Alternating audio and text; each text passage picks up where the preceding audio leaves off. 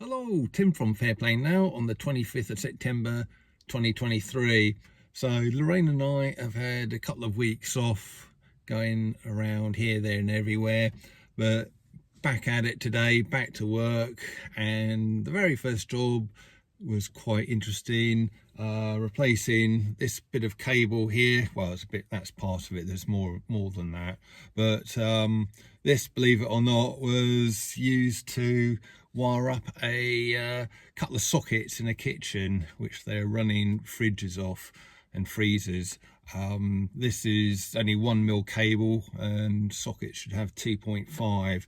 This is all right for lighting but not for power sockets, so it's obviously a socket extension that was done back in the day very poorly, so no good at all. But it's got the proper stuff on there now, so jobs are good. And so yeah, when you get back into things you tend to have to sort of run and catch up a bit, don't you?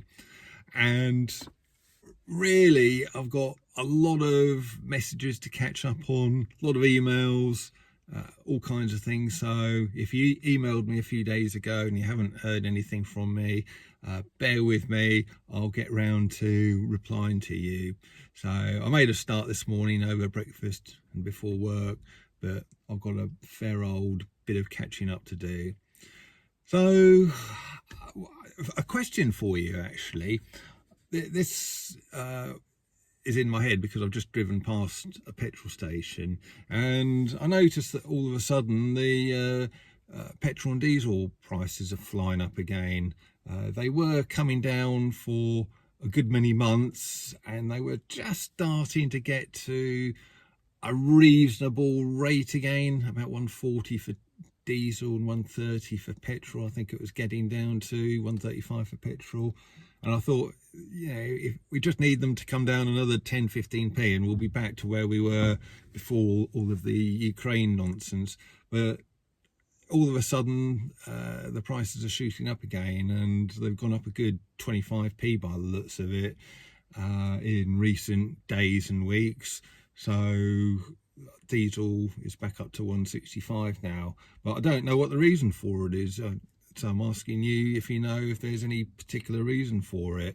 There's no fuel shortages that I know of. There's no new wars or anything that I know of. So yeah, I'm puzzled to know what it's all about. Maybe it's just because the roads seem really busy again. They're kind of almost back up to pre-2020 levels, 2019 levels. It took a long time after the lockdowns. It took a long time for the traffic to build up again on the roads, but it seems to have done so. So maybe it's just because there's more people in their cars driving around. So anyway, if you know more than I do, leave a comment in the comment section below.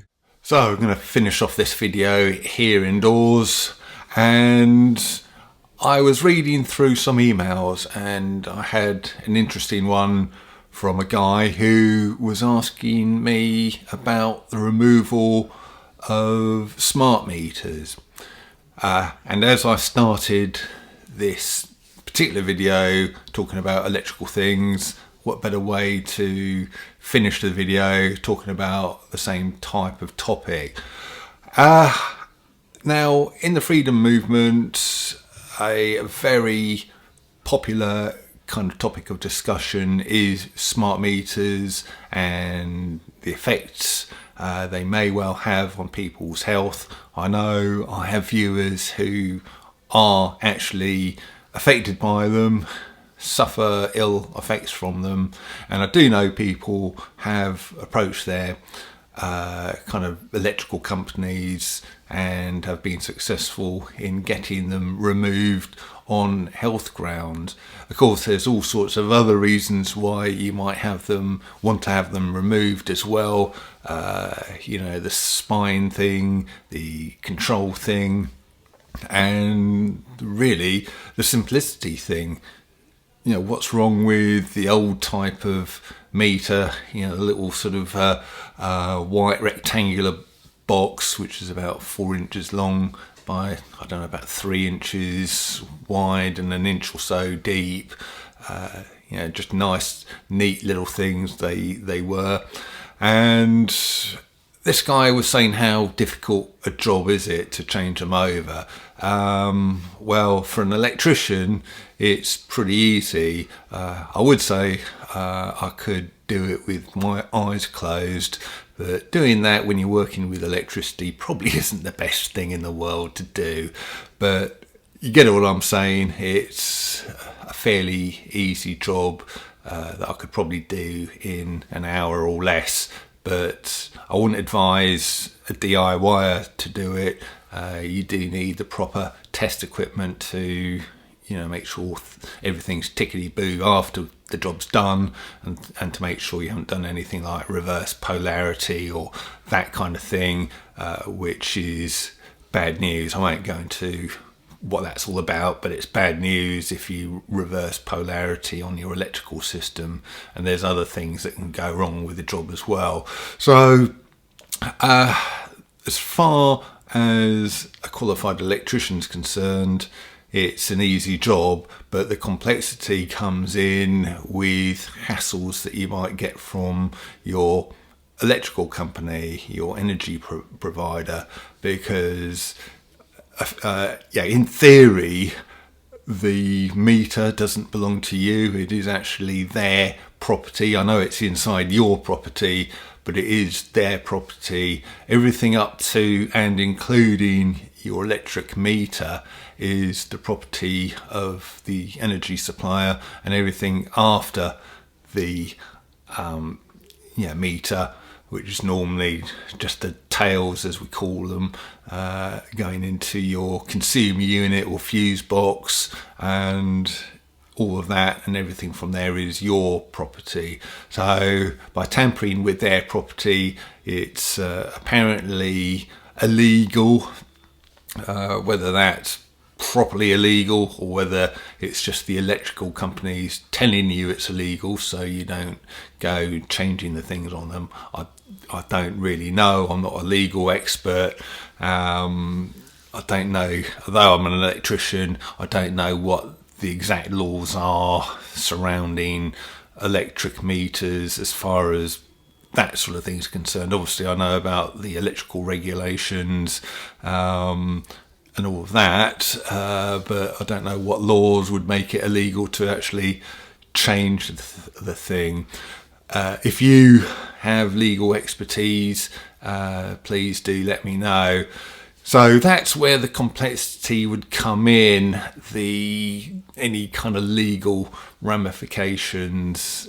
You're probably a lot better off using the advice that you'll probably find on this platform, or certainly other platforms like Rumble, how to get your energy supplier to change your meter over. So if they're doing it, it's obviously you're not going to have any ramifications or problems in the future.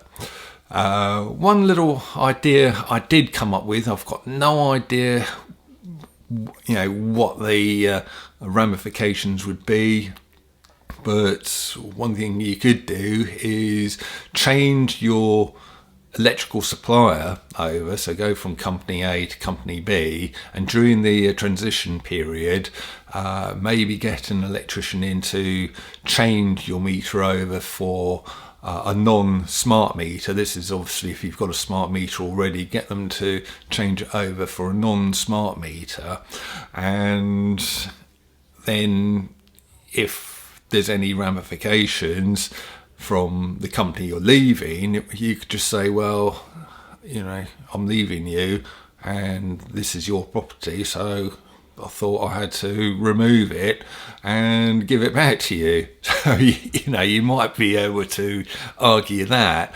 and then as far as the new company is concerned, are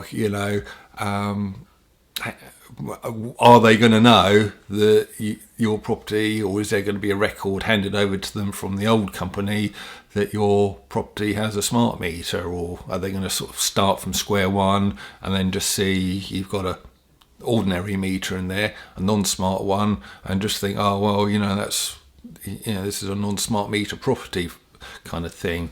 So that might be a possible loophole. I'm not saying this is obviously not legal advice.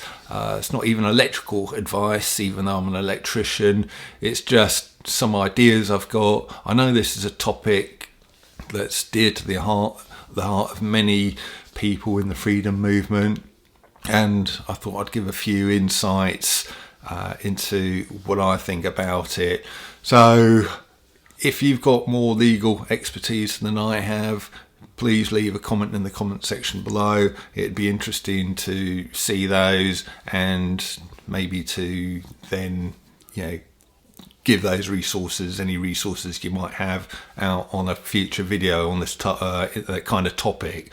So just a few thoughts there on smart meters. I'd like to hear what you think about it. Gonna leave it there, and I'll be back tomorrow. Tim from Fair Play Now. Thanks for watching.